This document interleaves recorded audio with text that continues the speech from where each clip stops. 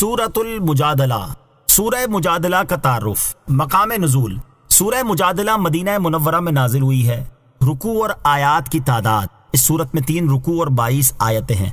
مجادلہ نام رکھنے کی وجہ، بحث اور تکرار کرنے والی عورت کو عربی میں مجادلہ کہتے ہیں، اور اس سورت کی پہلی آیت میں حضرت خولہ رضی اللہ تعالی عنہا کی نبی کریم علیہ الصلوۃ والسلام سے زہار کے مسئلے میں ہونے والی بحث کا ذکر ہے۔ اس مناسبت سے اس کا نام سورہ مجادلہ رکھا گیا۔ سورہ مجادلہ کے مضامین، اس سورت کا مرکزی مضمون یہ ہے کہ اس میں زہار اور اس کے کفارے سے متعلق اور چند دیگر چیزوں کے بارے میں شرعی احکام بیان کیے گئے ہیں۔ مزید اس سورت میں یہ چیزیں بیان کی گئی ہیں۔ نمبر 1، اس سورت کی ابتدا میں حضرت خولہ بنت ثعلبہ رضی اللہ تعالی عنہا کی زہار کے مسئلے میں ہونے والی بحث اور زہار سے متعلق چند احکام بیان کیے گئے۔ نمبر 2، مجلس کے چند آداب بیان کیے گئے اور مسلمانوں کو اللہ تعالیٰ اور اس کے حبیب علیہ الصلوۃ والسلام کے احکامات پر عمل کرنے کی ترغیب دی گئی ہے۔ نیز علماء دین کی تعریف کی گئی اور ان کے مرتبہ و مقام کو واضح کیا گیا۔ نمبر 3، ان منافقین کی سرزنش کی گئی جو یہودیوں سے محبت کرتے تھے، مسلمانوں کے راز ان تک پہنچاتے تھے، جھوٹی قسمیں کھاتے تھے، اللہ تعالیٰ اور اس کے حبیب علیہ الصلوۃ والسلام سے عداوت رکھتے اور ان کے احکامات کی مخالفت کرتے تھے۔ نمبر 4، اس سورت کے آخر میں بیان کیا گیا کہ مسلمان کافروں سے محبت نہ رکھیں، اگرچہ وہ ان کے باپ، بیٹے، بھائی اور خاندان کے لوگ ہی کیوں نہ ہوں۔ سورہ حدید کے ساتھ مناسبت، سورہ مجادلہ کی اپنے سے ماں قبل سورت حدید کے ساتھ مناسبت یہ ہے کہ سورہ حدید میں اللہ تعالیٰ کی عظیم اور جلیل صفات ذکر کی گئیں کہ وہ ظاہر ہے، باطن ہے، اور اس کا علم ایسا محیط ہے کہ زمین کے اندر موجود اور اس سے نکلنے والی ہر چیز کو جانتا ہے، اور اسے بھی جانتا ہے جو کچھ آسمان سے اترتا ہے اور جو آسمان میں چڑھتا ہے، اور اس کی مخلوق جہاں کہیں ہو وہ اس کے ساتھ ہے۔ اور سورہ مجادلہ کی ابتدا میں اللہ تعالیٰ کہ ان اوصاف پر دلالت کرنے والا واقعہ بیان کیا گیا کہ اللہ تعالیٰ نے اپنی بارگاہ میں مناجات کرنے والی عورت کی بات کو سن لیا۔ بسم اللہ الرحمن الرحیم۔ ترجمہ، اللہ کے نام سے شروع جو نہایت مہربان رحمت والا ہے۔ قد سمع اللہ قول التي تجادلك في زوجها وتشتكي إلى الله والله يسمع تحاوركما إن الله سميع بصير۔ ترجمہ، بے شک اللہ نے اس عورت کی بات سن لی جو اپنے شوہر کے معاملے میں آپ سے بحث کر رہی ہے اور اللہ کی بارگاہ میں شکایت کرتی ہے، اور اللہ تم دونوں کی گفتگو سن رہا ہے۔ بے شک اللہ خوب سننے والا، خوب دیکھنے والا ہے۔ قد سمع اللہ قول التي تجادلك في زوجها، بے شک اللہ نے اس عورت کی بات سن لی جو اپنے شوہر کے معاملے میں آپ سے بحث کر رہی ہے۔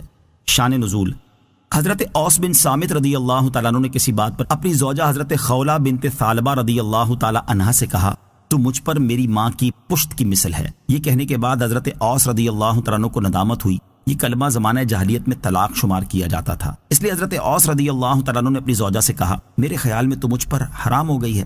حضرت خولہ رضی اللہ تعالیٰ عنہ نے سرکار دو عالم صلی اللہ تعالیٰ علیہ وسلم کی خدمت میں حاضر ہو کر تمام واقعات ذکر کی اور عرض کیا، میرا مال ختم ہو چکا، ماں باپ وفات پا گئے، عمر زیادہ ہو گئی اور بچے چھوٹے چھوٹے ہیں، اگر انہیں ان کے باپ کے پاس چھوڑوں تو ہلاک ہو جائیں گے، اور اپنے ساتھ رکھوں تو بھوکے مر جائیں گے۔ اب ایسی کیا صورت ہے کہ میرے اور میرے شوہر کے درمیان جدائی نہ ہو؟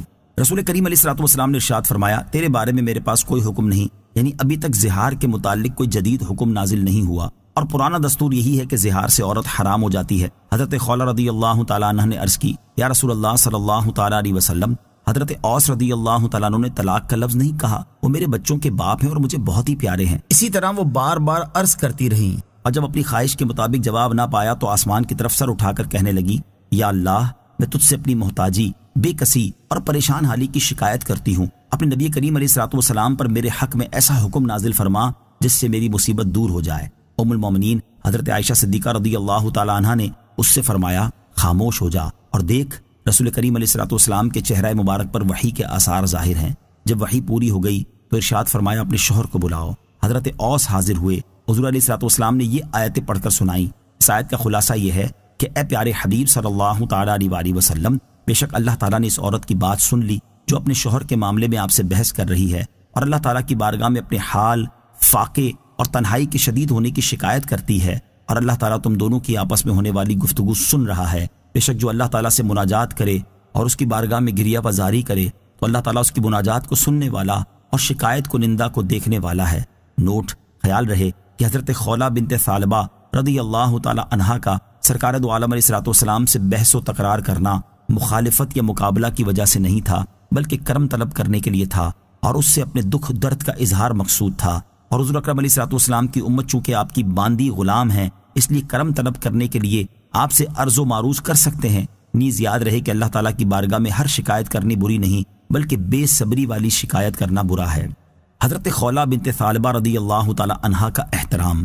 حضرت خولہ بنت ثعلبہ رضی اللہ تعالی عنہا کو حاصل ہونے والی اس خصوصیت کی وجہ سے صحابہ کرام علیہ رضوان آپ کا بہت احترام کیا کرتے تھے۔ چنانچہ حضرت عمر فاروق رضی اللہ تعالیٰ عنہ اپنے دور خلافت میں ایک بار حضرت خولہ بنت ثعلبہ رضی اللہ تعالی عنہا کے پاس سے گزرے۔ اس وقت آپ رضی اللہ تعالی عنہ دراز گوش پر سوار تھے اور لوگوں کا ایک ہجوم ساتھ تھا۔ حضرت خولہ بنت ثعلبہ رضی اللہ تعالی عنہا نے ان کو روک لیا اور نصیحت کرتے ہوئے کہا، اے عمر، وہ دن تجھے یاد ہے جب تمہیں عمیر کہا جاتا تھا، پھر عمر کہا جانے لگا، اور اب تمہیں لوگ امیر المومنین کہنے لگے ہیں؟ تو اے عمر رضی اللہ تعالیٰ عنہ، اللہ تعالیٰ سے ڈرتے رہا کرو۔ جو شخص موت پر یقین رکھتا ہے اسے اندیشہ رہتا ہے کہ کوئی ضروری چیز رہ نہ جائے، اور جسے حساب کا یقین ہوتا ہے وہ عذاب سے ڈرتا ہے۔ حضرت عمر فاروق رضی اللہ تعالیٰ عنہ کھڑے ہو کر ان کی نصیحت سنتے رہے، اور جب کافی وقت گزر گیا تو لوگوں نے عرض کی، اے امیر المومنین، اس بڑھیا کے لیے آپ اتنی دیر کھڑے رہیں گے؟ آپ رضی اللہ تعالیٰ عنہ نے فرمایا، خدا کی قسم، اگر یہ مجھے صبح سے شام تک روک کر رکھے تو میں کھڑا رہوں گا اور صرف نماز کے وقت میں رخصت لوں گا۔ کیا تم جانتے نہیں کہ یہ بوڑھی خاتون کون ہے؟ یہ حضرت خولہ بنت ثعلبہ رضی اللہ تعالی عنہا ہے، جس کی فریاد کو اللہ تعالیٰ نے 7 آسمانوں کے اوپر سنا۔ کیا یہ ہو سکتا ہے کہ رب العالمین تو اس کی بات سنے اور عمر نہ سنے؟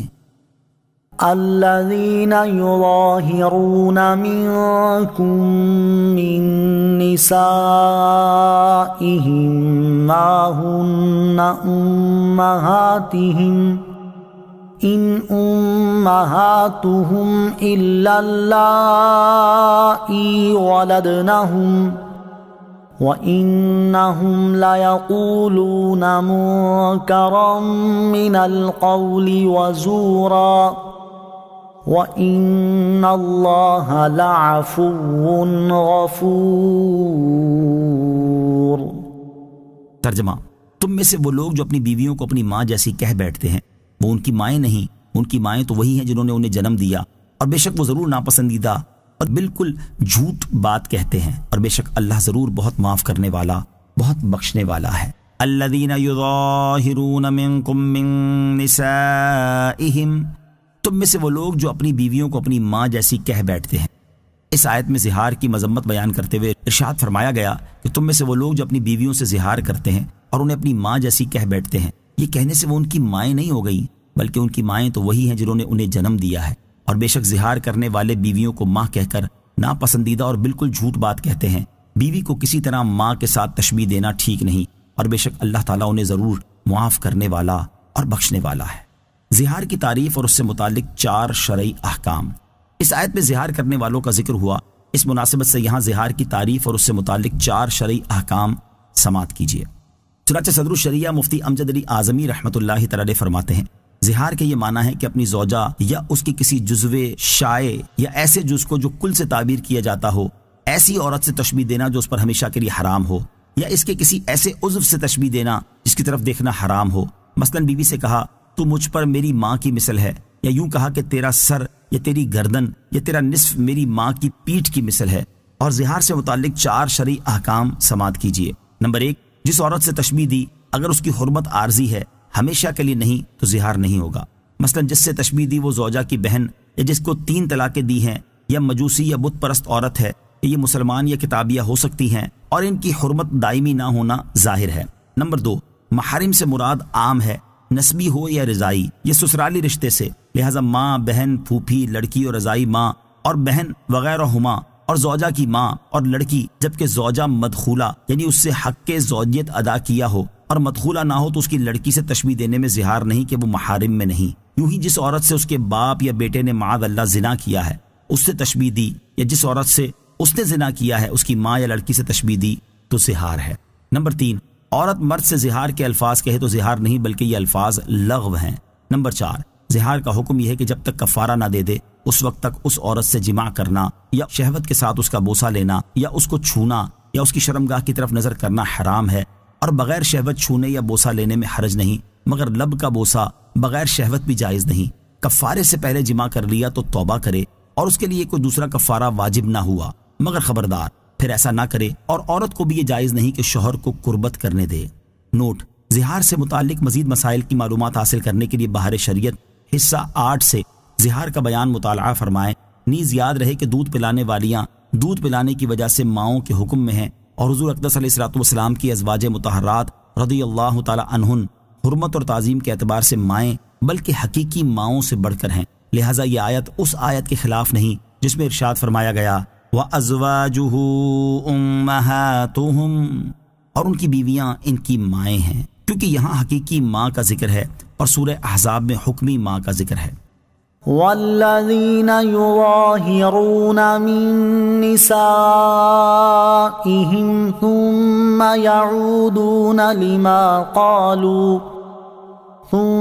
يعودون لما قالوا فتحرير رقبة من قبل أن يتماسا ذلكم توعظون به واللہ بما تعملون خبیر۔ ترجمہ: اور وہ جو اپنی بیویوں کو اپنی ماں جیسی کہیں پھر اپنی کہی ہوئی بات کا تدارک تلافی کرنا چاہیں تو اس کا کفارہ میاں بیوی کے ایک دوسرے کو چھونے سے پہلے ایک غلام آزاد کرنا ہے۔ یہ وہ ہے جس کی تمہیں نصیحت کی جاتی ہے، اور اللہ تمہارے کاموں سے خوب خبردار ہے۔ والذین یظاہرون من نسائہم، اور وہ جو اپنی بیویوں کو اپنی ماں جیسی کہیں۔ اس سے پہلی آیت میں زہار کی مذمت بیان کی گئی، اور اب یہاں سے زہار کا شرعی حکم بیان کیا جا رہا ہے۔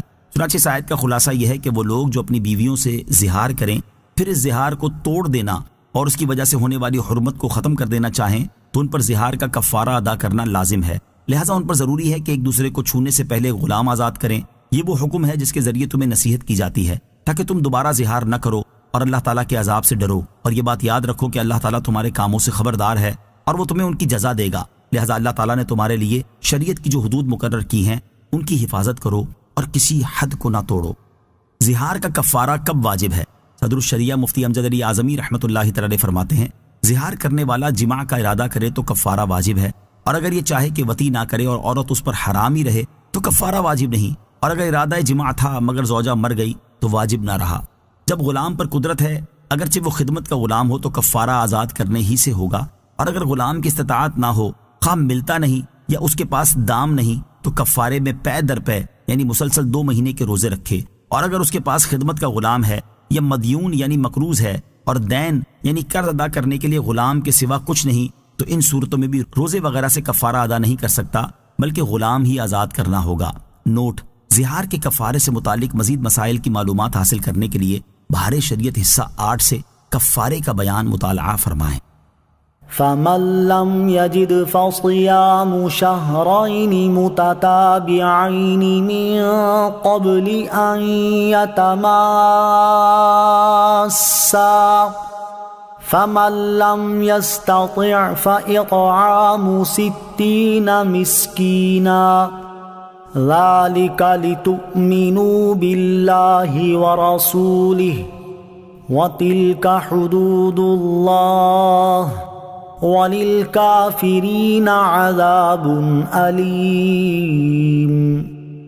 ترجمہ: پھر جو شخص غلام نہ پائے تو میاں بیوی کے ایک دوسرے کو چھونے سے پہلے لگاتار 2 مہینے کے روزے رکھنا شوہر پر لازم ہے۔ پھر جو روزے کی طاقت نہ رکھتا ہو تو 60 مسکینوں کو کھانا کھلانا لازم ہے، یہ اس لیے کہ تم اللہ اور اس کے رسول پر ایمان رکھو، اور یہ اللہ کی حدیں ہیں اور کافروں کے لیے دردناک عذاب ہے۔ فمن لم یجد، پھر جو شخص غلام نہ پائے۔ اس آیت میں زہار کے کفارے کی مزید 2 صورتیں بیان کی جا رہی ہیں، چنانچہ آیت کا خلاصہ یہ ہے کہ پھر جسے غلام نہ ملے تو اس صورت میں زہار کا کفارہ یہ ہے کہ میاں بیوی کے ایک دوسرے کو چھونے سے پہلے لگاتار 2 مہینے کے روزے رکھنا شوہر پر لازم ہے۔ پھر جو اتنے روزے رکھنے کی طاقت نہ رکھتا ہو تو اس صورت میں 60 مسکینوں کو کھانا کھلانا شوہر پر لازم ہے۔ یہ حکم اس لیے دیا گیا ہے تاکہ تم اللہ تعالیٰ اور اس کے رسول علیہ الصلوۃ والسلام پر ایمان رکھو، ان کی فرما برداری کرو اور جاہلیت کے طریقے چھوڑ دو۔ اور یہاں جو زہار اور اس کے کفارے کے احکام بیان ہوئے یہ اللہ تعالیٰ کی حدیں ہیں، ان کو توڑنا اور ان سے تجاوز کرنا جائز نہیں، اور کافروں کے لیے قیامت کے دن دردناک عذاب ہے۔ روزے رکھ کر اور مسکینوں کو کھانا کھلا کر زہار کا کفارہ ادا کرنے سے متعلق 10 شرعی مسائل۔ یہاں آیت میں کفارے کی بیان کردہ دو صورتوں سے متعلق 10 شرعی احکام سماعت کیجیے۔ نمبر 1، روزے سے کفارہ ادا کرنے میں یہ شرط ہے کہ نہ اس مدت کے اندر ماہ رمضان ہو، نہ عید الفطر، نہ عید الاضحیٰ، نہ ایام تشریق۔ ہاں اگر مسافر ہے تو ماہ رمضان میں کفارے کی نیت سے روزہ رکھ سکتا ہے، مگر وہ ایام جن میں روزہ رکھنا ممنوع ہے ان میں کسی بھی روزہ رکھنے کی اجازت نہیں۔ نمبر 2، روزے اگر پہلی تاریخ سے رکھے تو دوسرا مہینہ ختم ہونے پر کفارہ ادا ہو گیا، اگرچہ دونوں مہینے 29 دن کے ہوں، جبکہ اگر پہلی تاریخ سے نہ رکھے ہوں تو 60 پورے رکھنے ہوں گے، اور اگر 15 روزے رکھنے کے بعد چاند ہوا تو پھر اس مہینے کے روزے رکھ لیے اور یہ 29 دن کا مہینہ ہو، اس کے بعد 15 دن اور رکھ لیے کہ 59 دن ہوئے، جب بھی کفارہ ادا ہو جائے گا۔ نمبر 3، کفارے کا روزہ توڑ دیا، خاص سفر وغیرہ کسی عذر سے توڑا یا عذر کے بغیر توڑ دیا، یا زہار کرنے والے نے جس عورت سے زہار کیا ان 2 مہینوں کے اندر دن یا رات میں اس سے جان بوجھ کر یا بھول کر صحبت کر لی تو نئے سرے سے روزے رکھے، کیونکہ شرط یہ ہے کہ جماع سے پہلے 2 مہینے کے پے در پہ روزے رکھے، اور ان صورتوں میں یہ شرط نہ پائی گئی۔ نمبر 4، روزے رکھنے پر بھی اگر قدرت نہ ہو کہ بیمار ہے اور صحت یاب ہونے کی امید نہیں یا بہت بوڑھا ہے تو 60 مسکینوں کو دونوں وقت پیٹ بھر کر کھانا کھلائے، اور اس میں یہ اختیار ہے کہ اکٹھے 60 مسکینوں کو کھلا دے یا متفرق طور پر، مگر شرط یہ ہے کہ اس دوران روزے رکھنے پر قدرت حاصل نہ ہو، ورنہ کھلانا صدقہ نفل ہوگا اور کفارے میں روزے رکھنے ہوں گے۔ اور اگر ایک وقت 60 کو کھلایا اور دوسرے وقت میں اس کے علاوہ دوسرے 60 مسکینوں کو کھلایا تو کفارہ ادا نہ ہوا، بلکہ ضروری ہے کہ پہلے یا بعد والے مسکینوں کو پھر ایک وقت کھلائے۔ نمبر 5، شرط یہ ہے کہ جن مسکینوں کو کھانا کھلایا ہو ان میں کوئی ایسا نابالغ نہ ہو جو بالغ ہونے کے قریب ہو۔ ہاں اگر ایک جوان کی پوری خوراک کا اسے مالک کر دیا تو کافی ہے۔ نمبر 6، یہ بھی ہو سکتا ہے کہ ہر مسکین کو صدقہ فطر کی مقدار یعنی نصف سا تقریباً 2 کلو گندم یا 1 سا تقریباً 4 کلو جو یا ان کی قیمت کا مالک کر دیا جائے، مگر مباح کر دینا کافی نہیں بلکہ مالک بنانا ضروری ہے، اور یہ انہی لوگوں کو دے سکتے ہیں جنہیں صدقہ فطر دے سکتے ہیں۔ اور یہ بھی ہو سکتا ہے کہ صبح کو کھلائے اور شام کے لیے قیمت دے دے، یا شام کو کھلائے اور صبح کے لیے کھانے کی قیمت دے دے، یا 2 دن صبح کو یا شام کو کھلائے یا 30 کو کھلائے اور 30 کو دے دے۔ غرض یہ کہ 60 کی تعداد جس طرح چاہے پوری کرے، اس کا اختیار ہے۔ نمبر 7، کھلانے میں پیٹ بھر کر کھلانا شرط ہے، اگرچہ تھوڑے ہی کھانے میں سیر ہو جائیں، اور اگر پہلے ہی سے کوئی سیر تھا تو اس کا کھانا کافی نہیں، اور بہتر یہ کہ گندم کی روٹی اور سالن کھلائے، اور اس سے اچھا کھانا ہو تو اور بہتر، اور جو کی روٹی ہو تو سالن ضروری ہے۔ نمبر 8، ایک مسکین کو 60 دن تک دونوں وقت کھلایا یا ہر روز صدقہ فطر کی مقدار اسے دے دیا جب بھی کفارہ ادا ہو گیا، اور اگر ایک ہی دن میں ایک مسکین کو سب دے دیا یا ایک دفعہ میں یا 60 دفعہ کر کے یا اس کو سب مباح کرنے کے طور پر دیا تو صرف اس ایک دن کا ادا ہوا۔ یوں ہی اگر 30 مساکین کو 1 سا گندم دی یا 2 سا جو دیے تو صرف 30 کو دینا قرار پائے گا، یعنی 30 مساکین کو پھر دینا پڑے گا۔ یہ اس صورت میں ہے کہ ایک دن میں دیے ہوں، اور اگر 2 دنوں میں دیے ہوں تو جائز ہے۔ نمبر 9، 120 مسکینوں کو ایک وقت کھانا کھلا دیا تو کفارہ ادا نہ ہوا، بلکہ ضروری ہے کہ ان میں سے 60 کو پھر ایک وقت کھلائے، خواہ اسی دن یا کسی دوسرے دن، اور اگر وہ نہ ملے تو دوسرے 60 مسکینوں کو دونوں وقت کھلائے۔ نمبر 10، زہار میں یہ ضروری ہے کہ قربت سے پہلے 60 مساکین کو کھلا دے، اور اگر ابھی پورے 60 مساکین کو کھلا نہیں چکا ہے اور درمیان میں وطی کر لی تو اگرچہ یہ حرام ہے، مگر جتنوں کو کھلا چکا ہے وہ باطل نہ ہوا، باقیوں کو کھلا دے، نئے سرے سے پھر 60 کو کھلانا ضروری نہیں۔ ان الذين يحادون الله ورسوله كبتوا كما كبت الذين من قبلهم وقد انزلنا آيات بينات وللكافرين عذاب مهين۔ ترجمہ، بے شک وہ لوگ جو اللہ اور اس کے رسول کی مخالفت کرتے ہیں انہیں ذلیل و رسوا کر دیا جائے گا جیسے ان سے پہلے لوگ ذلیل و رسوا کر دیے گئے، اور بے شک ہم نے روشن آیتیں اتاری اور کافروں کے لیے رسوا کر دینے والا عذاب ہے۔ ان الذین یحادون اللہ ورسولہ، بے شک وہ لوگ جو اللہ اور اس کے رسول کی مخالفت کرتے ہیں۔ اس سے پہلی آیت میں اللہ تعالیٰ کی حدوں کی حفاظت اور دین اسلام کے دیے ہوئے احکام کی پابندی کرنے کی تاکید کی گئی، اور اس آیت میں ان لوگوں کے لیے وعید بیان کی گئی ہے جو ان کی مخالفت کرتے اور ان کا انکار کرتے ہیں۔ چنانچہ اس آیت کا خلاصہ یہ ہے کہ بے شک وہ لوگ جو اللہ تعالیٰ اور اس کے رسول علیہ الصلوۃ والسلام کے احکام کی مخالفت کرتے ہیں وہ ایسے ہی ذلیل کیے جائیں گے جیسے ان سے پہلے لوگ رسولوں علیہ الصلوۃ والسلام کی مخالفت کرنے کے سبب ذلیل و رسوا کر دیے گئے۔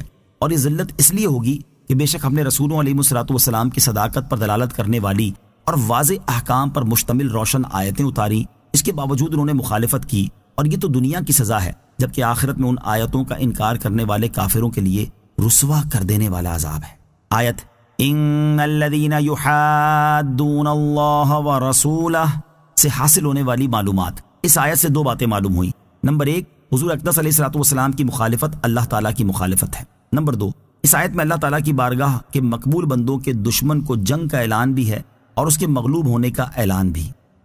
یوم یبعثهم اللہ جمیعا فینبئهم بما عملوا احصاہ اللہ ونسوہ واللہ علی کل شیء شہید۔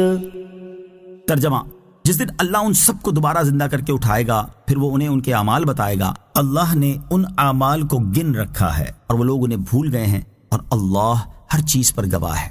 یوم یبعثهم اللہ جمیعا، جس دن اللہ ان سب کو دوبارہ زندہ کر کے اٹھائے گا، یعنی کافروں کو رسوا کر دینے والا عذاب اس دن ہوگا جس دن اللہ تعالیٰ ان سب کو مرنے کے بعد دوبارہ زندہ کرے گا، یہاں تک کہ کسی ایک کو باقی نہ چھوڑے گا۔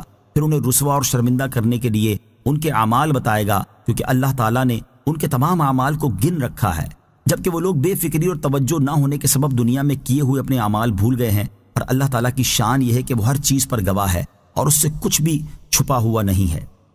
أَلَمْ تَرَ أَنَّ اللَّهَ يَعْلَمُ مَا فِي السَّمَاوَاتِ وَمَا فِي الْأَرْضِ مَا يَكُونُ مِن نَّجْوَى ثَلَاثَةٍ إِلَّا هُوَ رَابِعُهُمْ وَلَا خَمْسَةٍ إِلَّا هُوَ سَادِسُهُمْ وَلَا أَدْنَىٰ مِن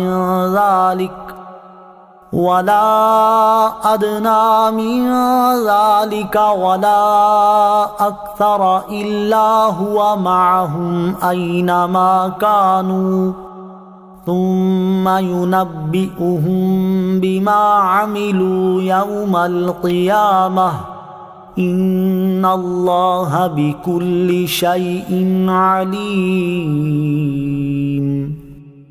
ترجمہ، اے بندے، کیا تو نے نہ دیکھا کہ اللہ جانتا ہے جو کچھ آسمانوں میں اور جو کچھ زمین میں ہے؟ جہاں کہیں 3 شخصوں کی سرگوشی ہو تو ان میں چوتھا اللہ ہی ہے، اور 5 کی سرگوشی ہو تو وہ اللہ ہی ان کا چھٹا ہوتا ہے، اور اس سے کم اور اس سے زیادہ جتنے بھی لوگ ہوں اللہ ان کے ساتھ ہوتا ہے۔ وہ جہاں کہیں بھی ہوں پھر اللہ انہیں قیامت کے دن بتا دے گا جو کچھ انہوں نے کیا، بے شک اللہ ہر چیز کو خوب جانتا ہے۔ الم ترى، اے بندے کیا تو نے نہ دیکھا؟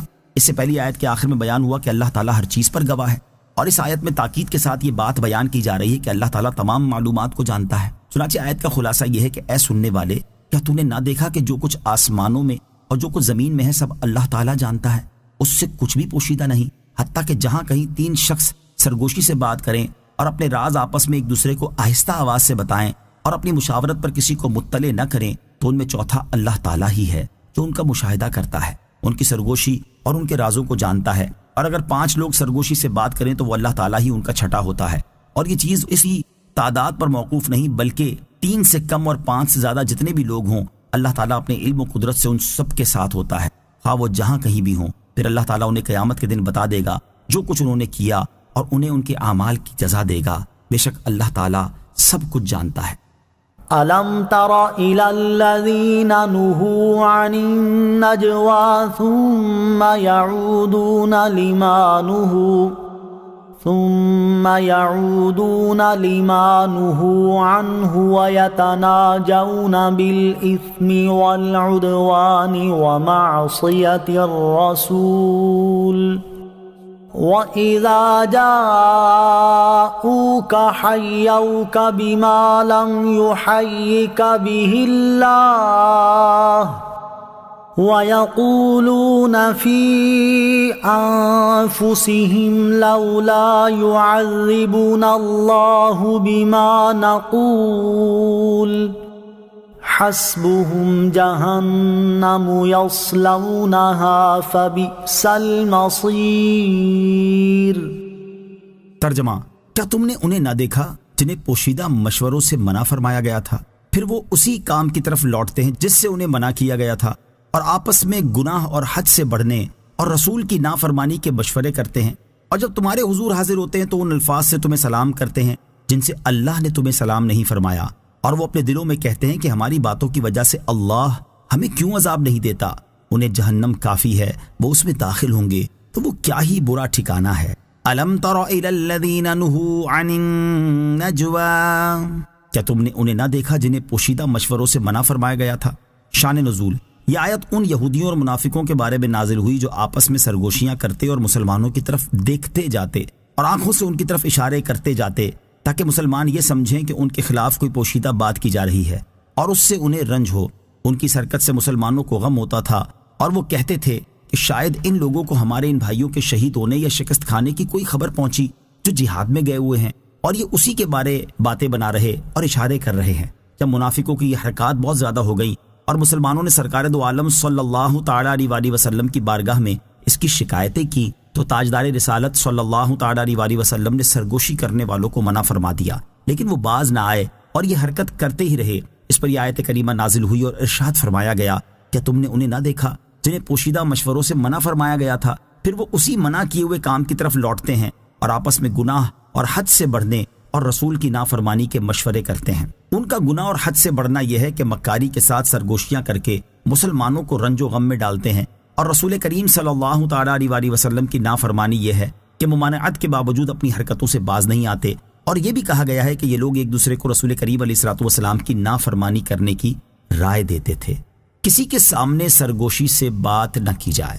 اس سے معلوم ہوا کہ کسی کے سامنے سرگوشی سے بات کرنا اسے تشویش میں ڈال دیتا اور رنج و غم میں مبتلا کر دیتا ہے، لہٰذا اس سے بچنا چاہیے۔ احادیث میں بھی اس سے منع کیا گیا ہے۔ چنانچہ حضرت عبداللہ ابن عمر رضی اللہ تعالیٰ عنہ سے روایت ہے، رسول اللہ صلی اللہ تعالیٰ علیہ وسلم نے ارشاد فرمایا، جب تم 3 آدمی ہو تو تیسرے کو چھوڑ کر 2 آدمی آپس میں سرگوشی نہ کریں۔ اور حضرت عبداللہ ابن مسعود رضی اللہ تعالیٰ عنہ سے روایت ہے، رسول کریم صلی اللہ تعالیٰ علیہ وسلم نے ارشاد فرمایا، جب تم 3 افراد ہو تو تیسرے کو چھوڑ کر 2 آدمی باہم سرگوشی نہ کریں جب تک کہ بہت سے آدمیوں سے نہ مل جاؤ، یعنی تمہاری تعداد کثیر ہو جائے، ورنہ یہ بات اسے رنج پہنچائے گی۔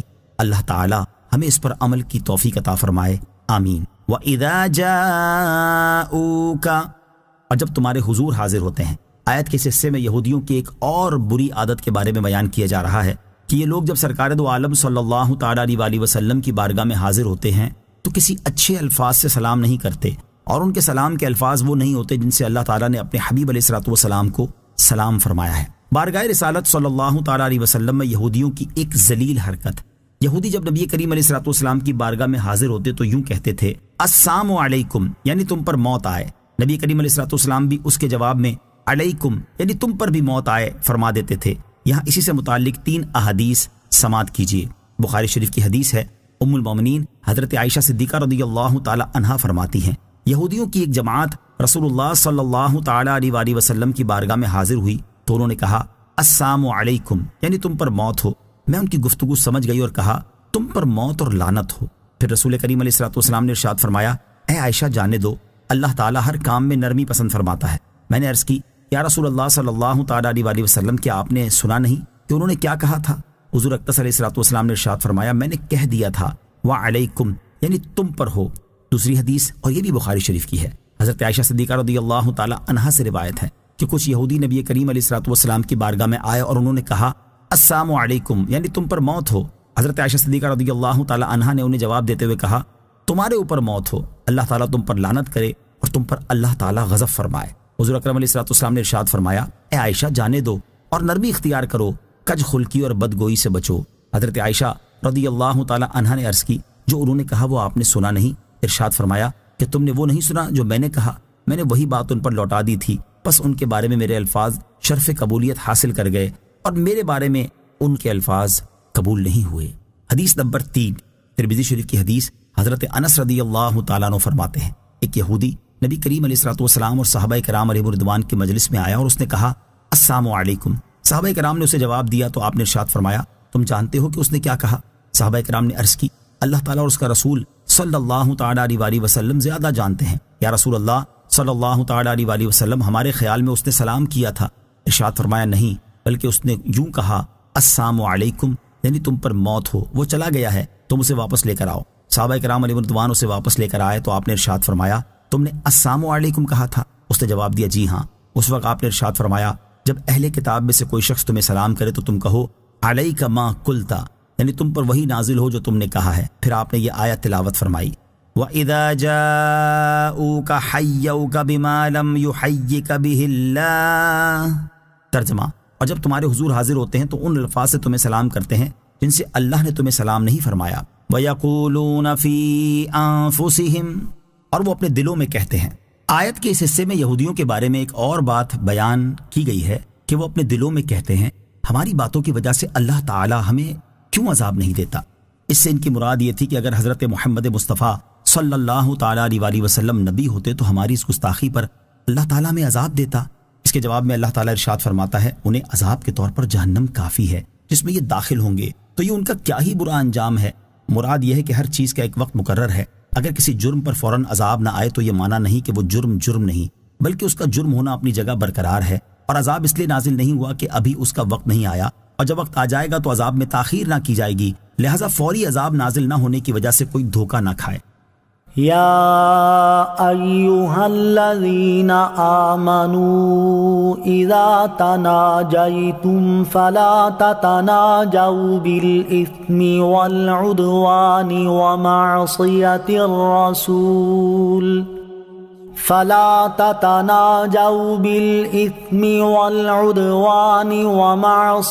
الرسول وتناجوا بالبر والتقوى واتقوا اللہ الذی الیہ تحشرون۔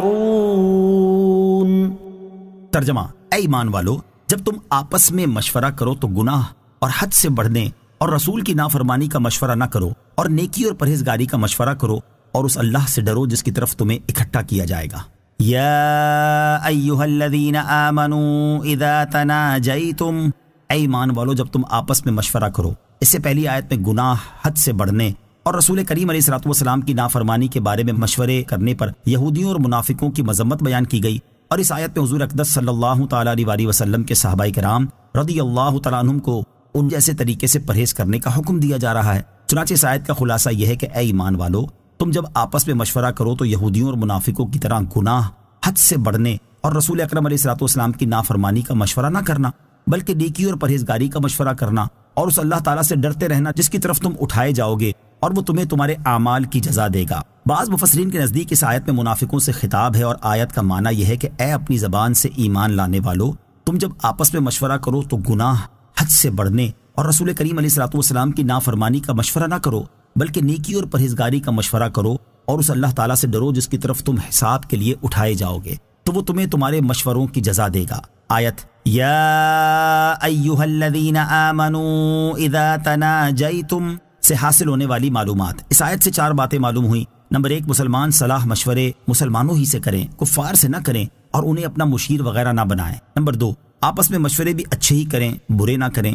نمبر 3، مسلمانوں کی خلوت بھی جلوت کی طرح پاکیزہ ہونی چاہیے۔ نمبر 4، تنہائی میں بھی حضور اکرم صلی اللہ تعالیٰ علیہ وسلم کا ادب و احترام ملحوظ رکھے۔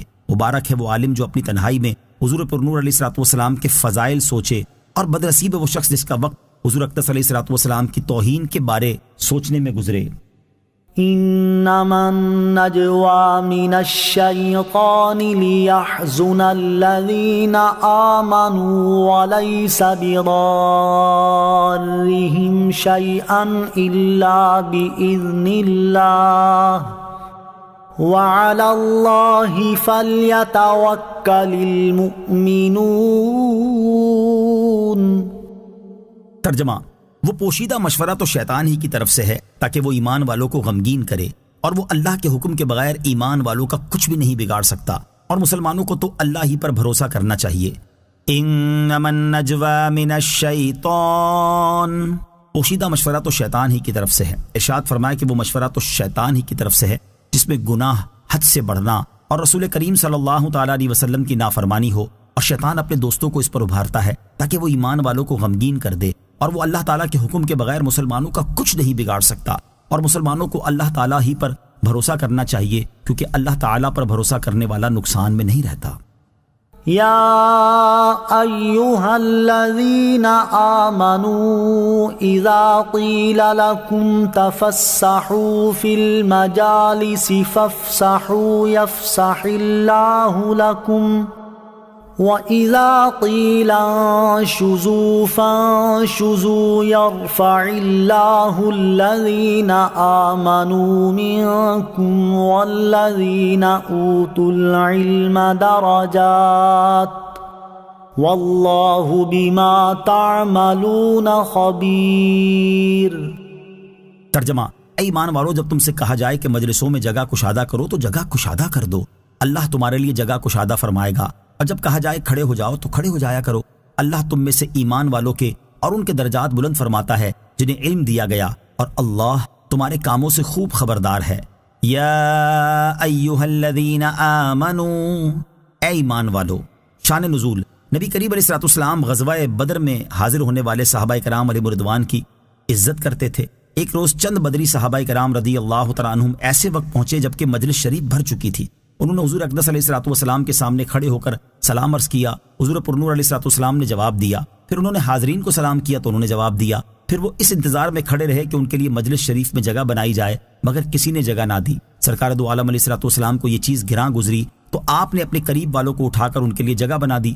اٹھنے والوں کو اٹھنا شاق ہوا تو اس پر یہ آیت کریمہ نازل ہوئی اور ارشاد فرمایا گیا، اے ایمان والو، جب تم سے کہا جائے کہ مجلسوں میں جگہ کشادہ کرو تو جگہ کشادہ کر دو، اللہ تعالیٰ تمہارے لیے جنت میں جگہ کشادہ فرمائے گا، اور جب تمہیں اپنی جگہ سے کھڑے ہونے کا کہا جائے تاکہ جگہ کشادہ ہو جائے تو کھڑے ہو جایا کرو، اللہ تعالیٰ اپنی اور اپنے حبیب علیہ الصلوۃ والسلام کی اطاعت کے باعث تم میں سے ایمان والوں کے اور ان کے درجات بلند فرماتا ہے جن کو علم دیا گیا ہے، اور اللہ تعالیٰ تمہارے کاموں سے خبردار ہے۔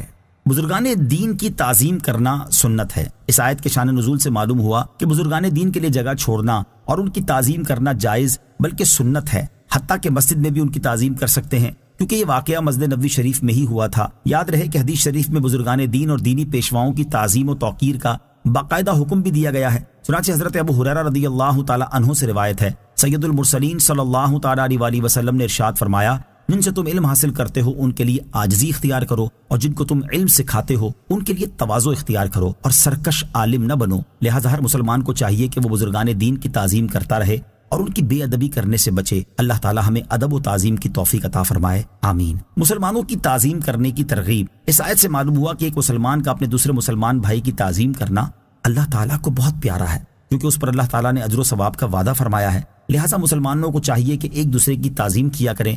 حضرت ابو موسیٰ اشعری رضی اللہ تعالی عنہ سے روایت ہے، نبی اکرم صلی اللہ تعالی علیہ وسلم نے ارشاد فرمایا، بوڑھے مسلمان کی تعظیم کرنا اور اس حامل قرآن کی تعظیم کرنا جو قرآن میں غلو نہ کرے اور اس کے احکام پر عمل کرے، اور عادل سلطان کی تعظیم کرنا اللہ تعالیٰ کی تعظیم کرنے میں داخل ہے۔ فضیلت اور مرتبے والوں کو اگلی صفوں میں بٹھایا جا سکتا ہے۔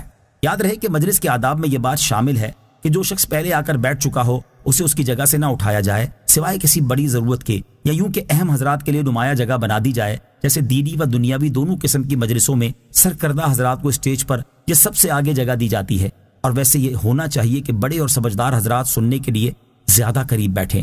حضرت ابو مسعود انصاری رضی اللہ تعالیٰ عنہ سے روایت ہے، نبی کریم علیہ الصلوۃ والسلام نے ارشاد فرمایا، تم میں سے جو لوگ بالغ اور عقل مند ہیں انہیں میرے قریب کھڑے ہونا چاہیے، پھر جو ان کے قریب ہوں، پھر جو ان کے قریب ہوں۔ اور حضرت عائشہ صدیقہ رضی اللہ تعالی عنہا سے روایت ہے، حضور پر نور علیہ الصلوۃ والسلام نے ارشاد فرمایا، لوگوں سے ان کے مرتبے اور منصب کے مطابق معاملہ کرو۔ فضیلت اور مرتبے والے خود کسی کو اٹھا کر اس کی جگہ نہ بیٹھیں۔ فضیلت اور مرتبہ رکھنے والے حضرات کو چاہیے کہ وہ خود کسی کو اٹھا کر اس کی جگہ پر نہ بیٹھیں، کیونکہ کثیر احادیث میں حضور اقدس علیہ الصلوۃ والسلام نے اس سے منع فرمایا ہے۔ جیسا کہ حضرت عبداللہ ابن عمر رضی اللہ تعالی عنہما سے روایت ہے، سرکار دو عالم صلی اللہ تعالی علیہ وسلم نے ارشاد فرمایا، کوئی شخص مجلس میں سے کسی کو اٹھا کر خود اس کی جگہ پر نہ بیٹھے۔ حضرت عبداللہ ابن عمر رضی اللہ تعالیٰ عنہما سے مروی دوسری روایت میں ہے کہ رسول کریم علیہ الصلوۃ والسلام نے اس سے منع فرمایا ہے کہ ایک شخص کسی کو اس کی جگہ سے اٹھا کر خود اس کی جگہ بیٹھ جائے، البتہ تمہیں چاہیے کہ دوسروں کے لیے جگہ کشادہ اور وسیع کر دو۔ علم حاصل کرنے کی ترغیب اور علم و علماء کے فضائل۔ اس آیت سے یہ بھی معلوم ہوا کہ علماء دین بڑے درجے والے ہیں اور دنیا و آخرت میں ان کی عزت ہے۔ جب اللہ تعالیٰ نے ان کے درجات کی بلندی کا وعدہ کیا ہے تو انہیں اس کے فضل و کرم سے دنیا و آخرت میں عزت ضرور ملے گی۔ حضرت حسن بصری رضی اللہ تعالیٰ عنہ فرماتے ہیں، حضرت عبداللہ ابن مسعود رضی اللہ تعالیٰ عنہ نے اسی آیت کی تلاوت کرنے کے بعد فرمایا، اے لوگو، اس آیت کو سمجھو اور علم حاصل کرنے کی طرف راغب ہو جاؤ، کیونکہ اللہ تعالیٰ ارشاد فرماتا ہے کہ وہ مومن عالم کو اس مومن سے بلند درجات عطا فرمائے گا جو عالم نہیں ہے۔ یہاں موضوع کی مناسبت سے علم اور علماء کے 15 فضائل سماعت کیجیے۔ نمبر 1، 1 ساعت علم حاصل کرنا ساری رات قیام کرنے سے بہتر ہے۔ نمبر 2، علم عبادت سے افضل ہے۔ نمبر 3، علم اسلام کی حیات اور دین کا ستون ہے۔ نمبر 4، علماء زمین کے چراغ اور انبیاء کرام علیہ الصلوۃ والسلام کے وارث ہیں۔ نمبر 5، مرنے کے بعد بھی بندے کو علم سے نفع پہنچتا رہتا ہے۔ نمبر 6، ایک فقیہ شیطان پر 1000 عابدوں سے زیادہ بھاری ہے۔ نمبر 7، علم کی مجالس جنت کے باغات ہیں۔ 8، علم کی طلب میں کسی راستے پر چلنے والے کے لیے اللہ تعالیٰ جنت کا راستہ آسان کر دیتا ہے۔ نمبر 9، قیامت کے دن علماء کی سیاہی اور شہداء کے خون کا وزن کیا جائے گا تو ان کی سیاہی شہداء کے خون پر غالب آ جائے گی۔ نمبر 10، عالم کے لیے ہر چیز مغفرت طلب کرتی ہے، حتیٰ کہ سمندر میں مچھلیاں بھی مغفرت کی دعا کرتی ہیں۔ نمبر 11، علماء کی صحبت میں بیٹھنا عبادت ہے۔ نمبر 12، علماء کی تعظیم کرو کیونکہ وہ انبیاء کرام علیہ الصلوۃ والسلام کے وارث ہیں۔ نمبر 13، اہل جنت میں علماء کے محتاج ہوں گے۔ نمبر 14، علماء آسمان میں ستاروں کی مثل ہیں جن کے ذریعے خشکی اور طری کے اندھیروں میں راہ پائی جاتی ہے۔ نمبر 15، قیامت کے دن انبیاء کرام علیہ الصلوۃ والسلام کے بعد علماء شفاعت کریں گے۔ اللہ تعالیٰ ہمیں علم دین حاصل کرنے اور اس پر عمل کرنے کی توفیق عطا فرمائے، آمین۔ نوٹ: علم اور علماء کرام کے فضائل وغیرہ سے متعلق مزید معلومات حاصل کرنے کے لیے مفتی قاسم صاحب کی کتاب علم اور علماء کی فضیلت کا مطالعہ فرمائیں۔ یا ایہا الذین آمنوا اذا ناجیتم الرسول فقدموا بین یدی نجواکم صدقہ ذلك خير لكم وأطهر فإن لم تجدوا فإن الله غفور رحيم۔ ترجمہ: اے ایمان والو، جب تم رسول سے تنہائی میں کوئی بات عرض کرنا چاہو تو اپنی عرض سے پہلے کچھ صدقہ دے لو، یہ تمہارے لیے بہت بہتر اور زیادہ پاکیزہ ہے۔ پھر اگر تم اس پر قدرت نہ پاؤ تو بے شک اللہ بہت بخشنے والا بڑا مہربان ہے۔ یا ایہا الذین آمنوا اذا ناجیتم الرسول، ارشاد فرمایا کہ اے ایمان والو، جب تم رسول کریم علیہ الصلوۃ والسلام سے تنہائی میں کوئی بات عرض کرنا چاہو تو اپنی عرض سے پہلے کچھ صدقہ دے لو، کہ اس میں بارگاہ رسالت صلی اللہ علیہ وسلم میں حاضر ہونے کی تعظیم اور فقراء کا نفع ہے۔ یہ عرض کرنے سے پہلے صدقہ کرنا تمہارے لیے بہت بہتر ہے، کیونکہ اس میں اللہ تعالیٰ اور اس کے حبیب علیہ الصلوۃ والسلام کی اطاعت ہے اور یہ تمہیں خطاؤں سے پاک کرنے والا ہے۔ پھر اگر تم اس پر قدرت نہ پاؤ تو اللہ تعالیٰ بخشنے والا مہربان ہے۔ شان نزول: سرکار دو عالم صلی اللہ تعالیٰ علیہ وسلم کی بارگاہ میں جب مالداروں نے عرض و معروض کا سلسلہ دراز کیا اور نوبت یہاں تک پہنچ گئی کہ غریب صحابہ کرام علیہم رضوان کو اپنی عرض پیش کرنے کا موقع کم ملنے لگا تو عرض پیش کرنے والوں کو عرض پیش کرنے سے پہلے صدقہ دینے کا حکم دیا گیا۔ بعض روایتوں کے مطابق اس حکم پر حضرت علی المرتضیٰ کرم اللہ تعالیٰ وجہ الکریم نے عمل کیا اور 1 دینار صدقہ کر کے 10 مسائل دریافت کیے۔ حضرت علی کرم اللہ تعالیٰ وجہ الکریم کے علاوہ اور کسی کو اس حکم پر عمل کرنے کا وقت نہیں ملا۔ اولیاء کرام کے مزارات پر شیرینی لے جانے کی دلیل: اس آیت مبارکہ سے یہ ثابت ہوتا ہے کہ اولیاء کرام رحمت اللہ تعالی کے مزارات پر صدقہ کرنے کے لیے شیرینی وغیرہ لے کر جانا جائز ہے۔ چنانچہ صدر الافاضل مفتی نعیم الدین مراد آبادی رحمت اللہ تعالی فرماتے ہیں، حضرت مترجب قدس سرہ یعنی سیدی اعلیٰ حضرت امام محمد رضا خان رحمت اللہ تعالی نے فرمایا کہ اس کی اصل ہے جو مزارات اولیاء پر تصدق کے لیے شیرینی وغیرہ لے جاتے ہیں۔ أَأَشْفَقْتُمْ أَن تُقَدِّمُوا بَيْنَ يَدَيْ نَجْوَاكُمْ صَدَقَاتٍ فَإِذْ لَمْ تَفْعَلُوا وَتَابَ اللَّهُ عَلَيْكُمْ فَأَقِيمُوا الصَّلَاةَ وَآتُوا الزَّكَاةَ وَأَطِيعُوا اللَّهَ وَرَسُولَهُ واللہ خبیر بما تعملون۔ ترجمہ: کیا تم اس بات سے ڈر گئے کہ تم اپنی عرض سے پہلے کچھ صدقے دو؟ پھر جب تم نے یہ نہ کیا اور اللہ نے اپنی مہربانی سے تم پر رجوع فرمایا تو تم نماز قائم رکھو اور زکوٰۃ دو اور اللہ اور اس کے رسول کے فرما بردار رہو اور اللہ تمہارے کاموں کی خوب خبر رکھنے والا ہے۔ اَأَشْفَقْتُمْ أَن تُقَدِّمُوا بَيْنَ يَدَيْ نَجْوَاكُمْ صَدَقَاتٍ، کیا تم اس بات سے ڈر گئے کہ تم اپنی عرض سے پہلے کچھ صدقے دو؟ یعنی کیا تم غریبی اور ناداری کی وجہ سے نبی کریم علیہ الصلوۃ والسلام کی بارگاہ میں اپنی عرض سے پہلے کچھ صدقہ دینے سے ڈر گئے؟ پھر جب تم نے صدقہ نہ دیا اور اللہ تعالیٰ نے اپنی مہربانی سے تم پر رجوع فرمایا اور پہلے صدقہ نہ دینے کا مواخذہ تم پر سے اٹھا لیا تو تم دوسری عبادات بجا لاؤ، جیسے نماز قائم رکھو اور زکوٰۃ دو اور اللہ تعالیٰ اور اس کے رسول علیہ الصلوۃ والسلام کے فرما بردار رہو، اور یاد رکھو کہ اللہ تعالیٰ تمہارے ظاہری اور باطنی تمام کاموں کی خبر رکھنے والا ہے اور وہ تمہیں ان کی جزا دے گا۔ حضرت علی المرتضیٰ کرم اللہ تعالیٰ وجہ الکریم کے سبب امت پر آسانی۔ حضرت علی المرتضیٰ کرم اللہ تعالیٰ وجہ الکریم فرماتے ہیں، جب یہ آیت مبارکہ یا ایھا الذین آمنوا اذا ناجیتم الرسول نازل ہوئی تو نبی کریم علیہ الصلوۃ والسلام نے مجھ سے فرمایا تمہارے خیال میں 1 دینار ٹھیک ہے؟ میں نے عرض کی لوگ اتنے کی طاقت نہیں رکھیں گے۔ ارشاد فرمایا نصف دینار۔ میں نے عرض کی یہ بھی نہیں دے سکیں گے۔ نبی پاک علیہ الصلوۃ والسلام نے ارشاد فرمایا پھر کتنا ہونا چاہیے؟ میں نے عرض کی جو کے 1 دانے کے برابر۔ ارشاد فرمایا تم تو بڑے تنگ دست ہو۔ پھر یہ آیت نازل ہو گئی اشفقتم ان تقدموا بین یدی نجواکم صدقات۔ حضرت علی المرتضیٰ کرم اللہ تعالی وجہہ الکریم فرماتے ہیں پس میرے سبب سے اللہ تعالیٰ نے اس امت پر آسانی فرما دی۔ ألم تر إلى الذين تولوا قوما غضب الله عليهم ما هم منكم ولا منهم ويحلفون على الكذب وهم يعلمون۔ ترجمہ کیا تم نے ان لوگوں کو نہ دیکھا جنہوں نے ان لوگوں کو دوست بنا لیا جن پر اللہ نے غضب فرمایا؟ وہ نہ تم میں سے ہیں اور نہ ہی ان میں سے، اور وہ جان بوجھ کر جھوٹی بات پر قسم کھاتے ہیں۔ الم تر الی الذین کیا تم نے ان لوگوں کو نہ دیکھا؟ شان نزول یہ آیت ان منافقوں کے بارے میں نازل ہوئی جنہوں نے یہودیوں سے دوستی کی اور ان کی خیر خواہی میں لگے رہتے اور مسلمانوں کے راز ان سے کہتے۔ ان کے بارے میں ارشاد فرمایا گیا کہ اے سننے والے کیا تم نے ان لوگوں کو نہ دیکھا جنہوں نے یہودیوں کو دوست بنا لیا جن پر اللہ تعالیٰ نے غضب فرمایا ہے، اور ان کا حال یہ ہے کہ نہ مسلمان ہیں نہ یہودی بلکہ منافق ہیں۔ منافقوں کے تذبذب کا حال، منافقوں کے اسی تذبذب کا حال بیان کرتے ہوئے ایک اور مقام پر اللہ تعالیٰ نے ارشاد فرمایا مذبذبین بین ذلک لا الہ ہؤلاء ولا الہ ہؤلاء ومن یضلل اللہ فلن تجد له سبیلا۔ ترجمہ درمیان میں ڈگمگا رہے ہیں، نہ ان کی طرف ہیں نہ ان کی طرف، اور جسے اللہ گمراہ کرے تو تم اس کے لیے کوئی راستہ نہ پاؤ گے۔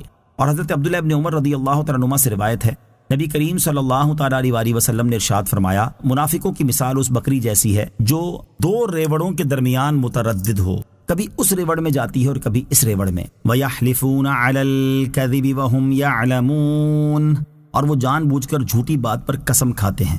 شان نزول یہ آیت عبداللہ بن نبتل منافق کے بارے میں نازل ہوئی جو رسول کریم صلی اللہ تعالیٰ علیہ وسلم کی مجلس میں حاضر رہتا اور یہاں کی بات یہودیوں کے پاس پہنچاتا۔ ایک روز حضور اقدس صلی اللہ تعالیٰ علیہ وسلم دولت سرائے اقدس میں تشریف فرما تھے۔ آپ نے ارشاد فرمایا اس وقت ایک آدمی آئے گا جس کا دل انتہائی سخت ہے اور وہ شیطان کی آنکھوں سے دیکھتا ہے۔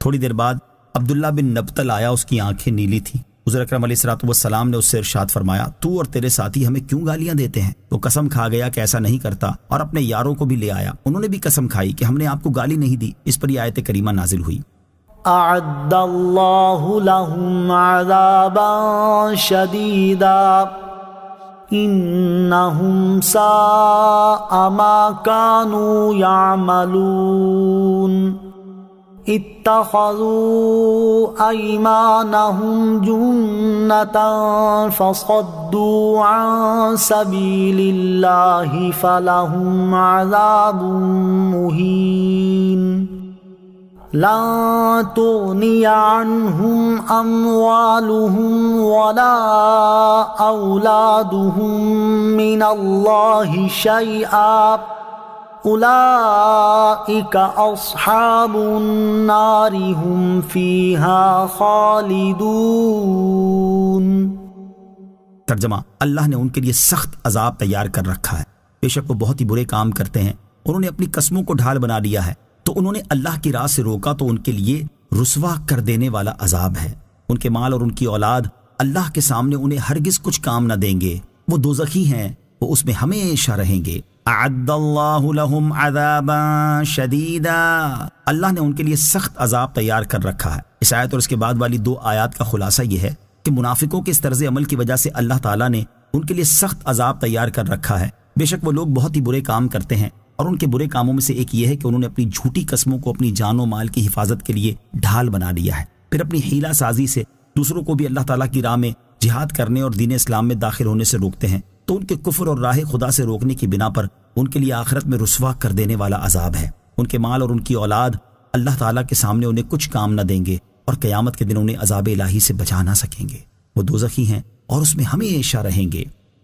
يوم يبعثهم الله جميعا فيحلفون له كما يحلفون لكم ويحسبون أنهم على شيء ألا إنهم هم الكاذبون۔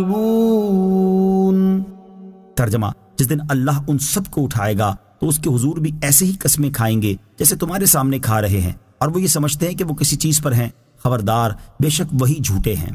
یوم یبعثہم اللہ جمیعا، جس دن اللہ ان سب کو اٹھائے گا، یعنی وہ دن یاد کریں جس دن اللہ تعالیٰ ان سب منافقوں کو اٹھائے گا تو اس کی بارگاہ میں بھی قسمیں کھائیں گے کہ دنیا میں ہم مخلص مومن تھے، منافق نہ تھے، جیسے آج تمہارے سامنے دنیا میں کھا رہے ہیں، اور وہ اپنی جھوٹی قسموں کو کارآمد سمجھتے ہیں کہ ان کی بدولت بچ جائیں گے، حالانکہ ایسا ہرگز نہ ہوگا۔ خبردار، بے شک وہی اپنی قسموں میں جھوٹے ہیں، اور ایسے جھوٹے کہ دنیا میں بھی جھوٹ بولتے رہے اور آخرت میں بھی بولیں گے۔ رسول کریم علیہ السلام کے سامنے بھی جھوٹ بولا، اور قیامت کے دن خدا کے سامنے بھی جھوٹ بولیں گے۔ استحوذ عليهم الشيطان فأنساهم ذكر الله أولئك حزب الشيطان ألا إن حزب الشيطان هم الخاسرون۔ ترجمہ، ان پر شیطان غالب آ گیا تو اس نے انہیں اللہ کی یاد بھلا دی، وہ شیطان کا گروہ ہیں، سن لو بے شک شیطان کا گروہ ہی خسارہ پانے والا ہے۔ استحوذ علیہم الشیطان، ان پر شیطان غالب آ گیا، یعنی منافقوں کا یہ حال اس لیے ہوا کہ ان پر شیطان غالب آ گیا ہے، جس کی وجہ سے ان کی اپنی سوچ سمجھ ختم ہو چکی ہے۔ شیطان انہیں جن کاموں میں چاہتا ہے لگا دیتا ہے، اور جب ان کی یہ حالت ہوگی تو پھر انہیں اللہ تعالیٰ کے ذکر کی کب پرواہ ہوگی، اور یہ کب اپنے رب عز و جل کو یاد کریں گے۔ وہ منافق شیطان کے گروہ ہیں، اور سن لو بے شک شیطان کا گروہ ہی خسارہ پانے والا ہے کہ جنت کی دائمی نعمتوں سے محروم اور جہنم کے ابدی عذاب میں گرفتار ہوگا۔ شیطان کے غلبے کی ایک علامت تفسیر مدارک میں ہے۔ شاہ کرمانی رحمۃ اللہ تعالی فرماتے ہیں، بندے پر شیطان کے غالب آنے کی علامت یہ ہے کہ شیطان اسے کھانے پینے اور پہننے میں مشغول کر دیتا ہے، بندے کے دل کو اللہ تعالیٰ کی نعمتوں اور اس کے انعامات میں غور و فکر کرنے اور ان نعمتوں کا شکر ادا کرنے سے غافل کر دیتا ہے، بندے کو اس کے رب تعالیٰ کا ذکر کرنے سے غافل کر کے جھوٹ، غیبت اور بہتان تراشی میں مصروف کر دیتا ہے، اور بندے کے دل میں دنیا کا مال جمع کرنے اور دنیا سنوارنے کی لگن ڈال کر اسے غور و فکر کرنے اور اپنے انجام کے بارے میں سوچنے سے غافل کر دیتا ہے۔ ان علامات کو سامنے رکھتے ہوئے ہر مسلمان کو چاہیے کہ وہ اپنے حال اور اپنے اعمال پر غور کرے۔ اگر اس میں مذکورہ بالا علامات نہیں پائی جاتی تو اللہ تعالیٰ کا شکر ادا کرے اور اس سے مزید توفیق اور استقامت حاصل ہونے کی دعا کرتا رہے، اور اگر اس میں یہ علامات پائی جاتی ہیں تو اسے چاہیے کہ فوراً ہوشیار ہو جائے اور اپنے اوپر سے شیطان کا غلبہ دور کرنے کی کوششوں میں مصروف ہو جائے، تاکہ قیامت کے دن شیطان کے گروہ میں شامل ہونے اور ان جیسے برے انجام سے بچ سکے۔ اللہ تعالیٰ ہمارے حال پر رحم فرمائے اور ہمیں شیطان پر غلبہ نصیب فرمائے، آمین۔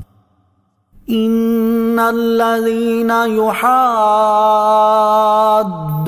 الله ورسوله اولئك في الاذلين۔ ترجمہ، بے شک وہ لوگ جو اللہ اور اس کے رسول کی مخالفت کرتے ہیں وہ سب سے زیادہ ذلیلوں میں ہیں۔ ان الذين يحادون الله ورسوله، بے شک وہ لوگ جو اللہ اور اس کے رسول کی مخالفت کرتے ہیں، یعنی بے شک وہ لوگ جو اللہ تعالیٰ اور اس کے رسول علیہ الصلوۃ والسلام سے عداوت رکھتے اور ان کے احکامات کی مخالفت کرتے ہیں، وہ اللہ تعالیٰ کے نزدیک سب سے زیادہ ذلیل لوگوں میں شامل ہیں۔ اس سے معلوم ہوا کہ حضور اکرم علیہ الصلوۃ والسلام کی مخالفت اللہ تعالیٰ کی مخالفت ہے، کیونکہ زمانہ رسالت کے کفار و منافقین اپنے گمان میں اللہ تعالیٰ کی مخالفت نہیں کرتے تھے، بلکہ کافر تو کفر بھی یہ سمجھ کر کرتا تھا کہ اللہ تعالیٰ اس سے راضی ہے۔ البتہ وہ حضور پرنور علیہ الصلوۃ والسلام کی مخالفت کرتے ہیں اور اسے اللہ تعالیٰ نے اپنی مخالفت فرمایا ہے۔ كتب الله لأغلبن أنا ورسلي إن الله قوي عزيز۔ ترجمہ، اللہ لکھ چکا ہے کہ ضرور میں غالب آؤں گا، اور میرے رسول بے شک اللہ قوت والا سب پر غالب ہے۔ کتب اللہ لکھ چکا ہے، یعنی اللہ تعالیٰ لوح محفوظ میں لکھ چکا ہے کہ ضرور میں غالب آؤں گا اور میرے رسول غالب آئیں گے۔ بے شک اللہ تعالیٰ قوت والا ہے، اسے کوئی اس کے ارادے سے منع نہیں کر سکتا، عزت والا اور غلبے والا ہے، کوئی اسے مغلوب نہیں کر سکتا۔ یاد رہے کہ یہاں آیت میں رسولوں علیہ الصلوۃ والسلام کے غالب آنے سے مراد دلیل اور حجت کے ساتھ یا تلوار کے ساتھ غالب آنا مراد ہے۔ دلیل و حجت کے ساتھ تو سبھی غالب تھے، البتہ بہت ساروں کو تلوار کے ساتھ بھی غلبہ عطا کیا گیا۔ لا تجد قوما يؤمنون بالله واليوم الآخر يوادون من حاد الله ورسوله ولو كانوا آباءهم أو أبناءهم أو إخوانهم أو عشيرتهم أولئك كتب في قلوبهم الإيمان وأيدهم بروح منه وَيُدْخِلُهُمْ جَنَّاتٍ تَجْرِي مِن تَحْتِهَا الْأَنْهَارُ خَالِدِينَ فِيهَا رَضِيَ اللَّهُ عَنْهُمْ وَرَضُوا عَنْهُ أُولَئِكَ حِزْبُ اللَّهِ أَلَا إِنَّ حِزْبَ اللَّهِ هُمُ الْمُفْلِحُونَ۔ ترجمہ: تم ایسے لوگوں کو نہیں پاؤ گے جو اللہ اور آخرت کے دن پر ایمان رکھتے ہوں کہ وہ ان لوگوں سے دوستی کریں جنہوں نے اللہ اور اس کے رسول سے مخالفت کی، اگرچہ وہ ان کے باپ یا ان کے بیٹے یا ان کے بھائی یا ان کے خاندان والے ہوں۔ یہ وہ لوگ ہیں جن کے دلوں میں اللہ نے ایمان نقش فرما دیا اور اپنی طرف کی روح سے ان کی مدد کی، اور وہ انہیں ان باغوں میں داخل فرمائے گا جن کے نیچے نہریں بہتی ہیں، ان میں ہمیشہ رہیں گے۔ اللہ ان سے راضی ہوا اور وہ اللہ سے راضی ہوئے۔ یہ اللہ کی جماعت ہے، سن لو، اللہ کی جماعت ہی کامیاب ہے۔ لا تجد قوما یؤمنون باللہ والیوم الآخر، تم ایسے لوگوں کو نہیں پاؤ گے جو اللہ اور آخرت کے دن پر ایمان رکھتے ہوں۔ کافروں سے دوستی کے بارے میں منافقوں کا حال بیان کرنے کے بعد یہاں سے مخلص ایمان والوں کا حال بیان کیا جا رہا ہے کہ اے پیارے حبیب صلی اللہ تعالیٰ علیہ وسلم، جو لوگ اللہ تعالیٰ اور آخرت کے دن پر سچا ایمان رکھتے ہیں، آپ انہیں ایسا نہیں پائیں گے کہ وہ ان لوگوں سے دوستی کریں جنہوں نے اللہ تعالیٰ اور اس کے رسول علیہ الصلوۃ والسلام سے مخالفت کی، یعنی ان سے یہ ہو ہی نہیں سکتا اور ان کی یہ شان ہی نہیں اور ان کا ایمان اس کو گوارا ہی نہیں کرتا کہ خدا اور رسول کے دشمن سے دوستی کرے، اگرچہ وہ ان کے باپ یا بیٹے یا بھائی یا خاندان والے ہوں۔ یہ وہ لوگ ہیں جن کے دلوں میں اللہ تعالیٰ نے ایمان نقش فرما دیا ہے اور اپنی طرف کی روح سے ان کی مدد کی، اور وہ انہیں ان باغوں میں داخل فرمائے گا جن کے نیچے نہریں بہتی ہیں، ان میں ہمیشہ رہیں گے۔ اللہ تعالیٰ ان کے ایمان، اخلاص اور طاعت کے سبب ان سے راضی ہوا، اور وہ اللہ تعالیٰ کی رحمت اور اس کے کرم سے راضی ہوئے۔ یہ اللہ تعالیٰ کی جماعت ہے، سن لو، اللہ تعالیٰ کی جماعت ہی کامیاب ہے کہ یہ جہنم کے عذاب سے محفوظ رہیں گے اور جنت کی عظیم الشان دائمی نعمتیں ہمیشہ کے لیے پائیں گے۔ مسلمان اللہ تعالیٰ اور اس کے حبیب علیہ الصلوۃ والسلام کے گستاخوں سے دوستی نہیں کر سکتا۔ اس آیت سے معلوم ہوا کہ بد دینوں، بد مذہبوں اور اللہ تعالیٰ اور اس کے رسول کی شان میں گستاخی اور بے ادبی کرنے والوں سے قلبی محبت، دوستی اور میل جول جائز نہیں، اور یہ بھی معلوم ہوا کہ کافروں سے دوستی کرنا مسلمانوں کی شان اور اس کے ایمان کے تقاضوں کے برخلاف ہے۔ اعلیٰ حضرت امام احمد رضا خان رحمۃ اللہ تعالی فرماتے ہیں، اس آیت کریمہ میں صاف فرما دیا کہ جو اللہ یا رسول کی جناب میں گستاخی کرے، مسلمان اس سے دوستی نہ کرے گا، جس کا صریح مفاد ہوا کہ جو اس سے دوستی کرے گا وہ مسلمان نہ ہوگا۔ پھر اس حکم کا قطعاً عام ہونا بالتصریح ارشاد فرمایا کہ باپ، بیٹے، بھائی، عزیز سب کو گنایا، یعنی کوئی کیسا ہی تمہارے زوم میں معظم یا کیسا ہی تمہیں بالطبع محبوب ہو، ایمان ہے تو گستاخی کے بعد اس سے محبت نہیں رکھ سکتے، اس کی وقعت نہیں مان سکتے، ورنہ مسلمان نہ رہو گے۔ مولا سبحانہ و تعالیٰ کا اتنا فرمانا ہی مسلمان کے لیے بس تھا، مگر دیکھو وہ تمہیں اپنی رحمت کی طرف بلاتا، اپنی عظیم نعمتوں کا لالچ دلاتا ہے کہ اللہ اور اس کے رسول کی عظمت کے آگے تم نے کسی کا پاس نہ کیا، کسی سے علاقہ نہ رکھا، تمہیں کیا کیا فائدے حاصل ہوں گے۔ نمبر 1، اللہ تعالیٰ تمہارے دلوں میں ایمان نقش کر دے گا، جس میں انشاءاللہ تعالیٰ حسن خاتمہ کی بشارت جلیلہ ہے کہ اللہ کا لکھا نہیں مٹتا۔ نمبر 2، اللہ تعالیٰ روح القدس سے تمہاری مدد فرمائے گا۔ نمبر 3، تمہیں ہمیشگی کی جنتوں میں لے جائے گا جن کے نیچے نہریں رواں ہیں۔ نمبر 4، تم خدا کے گروہ کہلاؤ گے، خدا والے ہو جاؤ گے۔ نمبر 5، منہ مانگی مرادیں پاؤ گے بلکہ امید و خیال و گمان سے کروڑوں درجے افزوں۔ نمبر 6، سب سے زیادہ یہ کہ اللہ تم سے راضی ہوگا۔ نمبر 7، یہ کہ فرماتا ہے میں تم سے راضی، تم مجھ سے راضی۔ بندے کے لیے اس سے زائد اور کیا نعمت ہوتی کہ اس کا رب اس سے راضی ہو، مگر انتہائی بندہ نوازی یہ کہ فرمایا اللہ ان سے راضی اور وہ اللہ سے راضی۔ مسلمانوں، خدا لگتی کہنا اگر آدمی کروڑ جانیں رکھتا ہو اور وہ سب کی سب ان عظیم دولتوں پر نثار کر دے تو واللہ کے مفت پائیں، پھر زید و عمر سے علاقۂ تعظیم و محبت یک لخت قطع کر دینا کتنی بڑی بات ہے، جس پر اللہ تعالیٰ ان بے بہا نعمتوں کا وعدہ فرما رہا ہے، اور اس کا وعدہ یقیناً سچا ہے۔ اللہ تعالیٰ اور اس کے حبیب علیہ الصلوۃ والسلام کے دشمنوں کے ساتھ صحابہ کرام علیہم رضوان کا کردار۔ اس آیت میں مخلص ایمان والوں کا ایک وصف یہ بیان ہوا کہ وہ اللہ تعالیٰ اور اس کے رسول کی مخالفت کرنے والوں سے دوستی نہیں کرتے، اگرچہ وہ ان کے کیسے ہی قریبی رشتہ دار کیوں نہ ہوں۔ چنانچہ صحابہ کرام علیہم رضوان نے اپنے عمل سے یہ ثابت کر کے دکھایا کہ انہیں اللہ تعالیٰ اور اس کے رسول کے مقابلے میں رشتہ داری کا کوئی لحاظ نہیں۔ چنانچہ منقول ہے کہ حضرت ابو عبیدہ بن جراح رضی اللہ تعالیٰ عنہ نے جنگ احد میں اپنے باپ جراح کو قتل کیا۔ حضرت ابوبکر صدیق رضی اللہ تعالیٰ عنہ نے جنگ بدر کے دن اپنے بیٹے عبد الرحمن کو لڑائی کے لیے طلب کیا، لیکن رسول کریم علیہ الصلوۃ والسلام نے انہیں اس جنگ کی اجازت نہ دی۔ حضرت مصعب بن عمیر رضی اللہ تعالیٰ عنہ نے اپنے بھائی عبید بن عمیر کو قتل کیا۔ حضرت عمر بن خطاب رضی اللہ تعالیٰ عنہ نے اپنے ماموں عاص بن ہشام بن مغیرہ کو جنگ بدر کے دن قتل کیا۔